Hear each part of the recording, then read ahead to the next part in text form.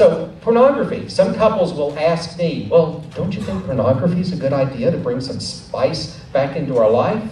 And I say, I don't think so, because it's a fake arousal. It's not real. There's a lot of Photoshop going on there. There's a lot of things that I think acrobats can't do. And so I think fake arousal and fantasy is not real love. And I don't think it works. And so you look at people in a pornographic way as more of a sex object, not a loving, caring person that you reach out to and who reaches out to you. To give, to receive, it really is a sex lie. It's a fantasy, and it's all about oneself. It's narcissistic. And so it's love as I want it. There was a hamburger place years ago that had an advertising slogan. Have it your way. And that's what pornography is about. It's have it your imagination, your own way, not a real person who loves and cares that you give and receive to. And it's all about me. It's about arousing my needs.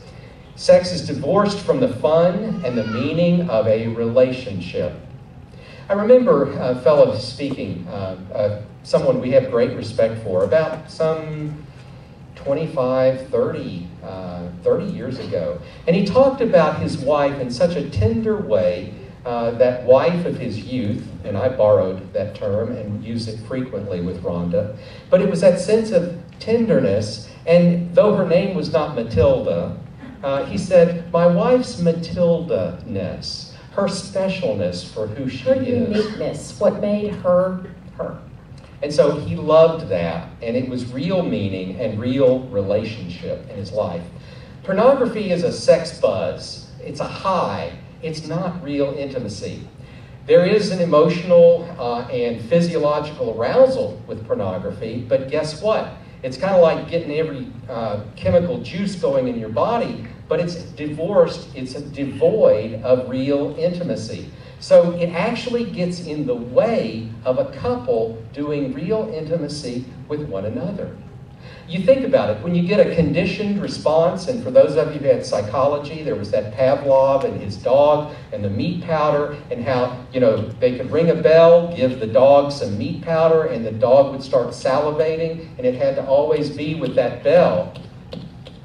And then they knew that they could ring the bell without providing the meat. And the juices would still flow. And so with pornography, we get keyed in to having a sex response without a real person there, and it hurts marriage.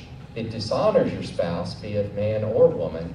It dishonors people, and it is devoid of real love that does work. So I would challenge you. I know we're not perfect people, and images appear, and the internet and computers are set up to almost trap you with curiosity, and patterns develop. So I would hope that you would honor your spouse, and that pornography would not be a part of your life.